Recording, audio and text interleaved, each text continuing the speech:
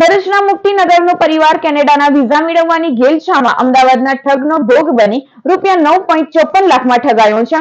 શહેરના મુક્તિનગરમાં રહેતા અમિત વાઘેલાએ વર્ષ 2021માં કેનેડાના વિઝિટર વિઝા માટેની ફાઇલ 1 વર્ષ બાદ રિજેક્ટ થઈ હતી। દરમિયાન તેઓના સંપર્કમાં અમદાવાદનો મનમોહન આનંદ સ્વરૂપ શ્રીવાસ્તવ ઉર્ફે ડબલું સાથે થઈ હતી। ઠગે પોતે રાજ્ય કક્ષાના વિદેશ મંત્રીનો પોતે કેરટેકર હોવાનું અને વિઝા કરી આપશેની ખાતરી આપી હતી। દિલ્હી બોલાવી ચારેયના પાસપોર્ટ સાથે અન્ય ડોક્યુમેન્ટ અને પૈસા પડાવવાનું શરૂ કર્યું હતું। ત્યારબાદ ભરૂચ આવી હોટલમાં રોકાઈ 50,000 થી 1 લાખ રોકડા લઈ જતો।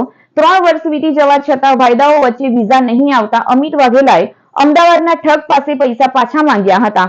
જોકે ઠગે કુરિયરમાં તેમના વિઝા અને પાસપોર્ટ મોકલી આપ્યા હોવાની વાત કરી હતી। કુરિયર આવતા અંદરથી માત્ર પાસપોર્ટ નીકળ્યો હતો પણ વિઝા મળ્યા ન હતા।